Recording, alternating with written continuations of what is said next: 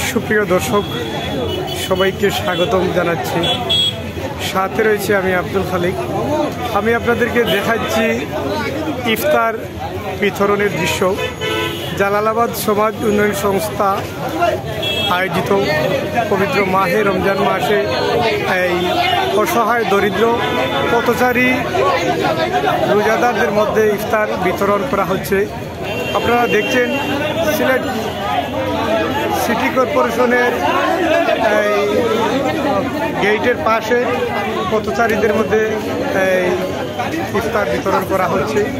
আপনারা জানেন, আপনাদেরকে জানিয়ে রাখি, জালালাবাদ সমাজ উন্নয়ন সংস্থা আর্থ মানবতার কল্যাণে কাজ করে যাচ্ছে।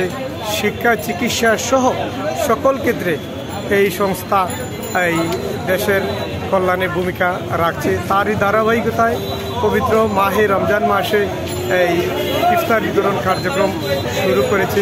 আপনারা দেখছেন সেই কার্যক্রমের অংশ হিসাবে এই সিলেটে ইফতার বিতরণ করা হচ্ছে।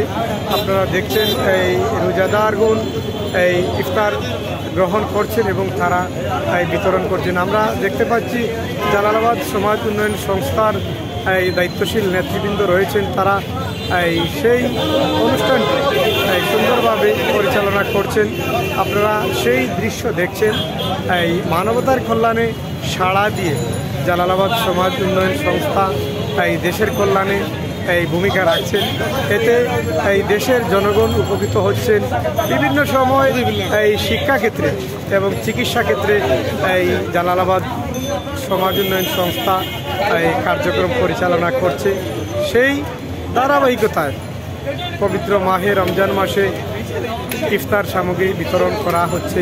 এই কার্যক্রম অব্যাহত থাকবে বলে আমরা তাদের কাছ থেকে জানতে পেরেছি। তো আমরা আপনাদেরকে দেখাচ্ছি এই কার্যক্রম চলছে। পথচারীরা ইফতার সংগ্রহ করছেন, ইফতার নিয়ে যাচ্ছেন। সেই দৃশ্যটি আপনাদেরকে দেখানোর চেষ্টা করছি। আসলে মানুষের জন্য, জীবনের জন্য এই বিষয়টি মাথায় রেখে যদি আপনি চেষ্টা করেন মানুষের কল্যাণে কাজ করতেন, আসলে পারবেন। মানুষের কল্যাণে কাজ করতে হলে আসলে জনপ্রতিনিধির প্রয়োজন হয় না। আপনারা জানেন জালালাবাদ সমাজ উন্নয়ন সংস্থার প্রতিষ্ঠাতা তমাল মজুমদার দেশের বাইরে রয়েছেন। সেই প্রবাসী থেকে, দেশের বাইরে থেকে তিনি মানবতার কল্যাণে ভূমিকা রাখছেন। সেই ভূমিকার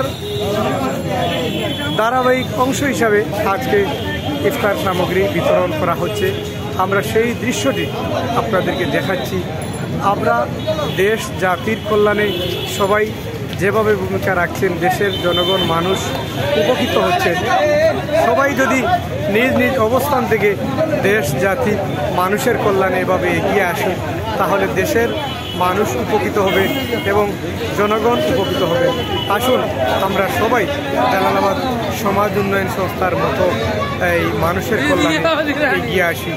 এই আশা প্রত্যাশা রেখে আজকের মতো এখানে বিদায় নিচ্ছি। আবারও কোনো এক এই অনুষ্ঠানে ভিডিও চিত্রের মাধ্যমে দেখা হবে। সবাইকে পবিত্র মাহে রমজানের শুভেচ্ছা জানিয়ে আজকের মতো আমি আব্দুল খালিক বিদায় নিচ্ছি। সবাইকে ধন্যবাদ। আসসালামু আলাইকুম ওয়া রাহমাতুল্লাহি ওয়া বারাকাতুহু।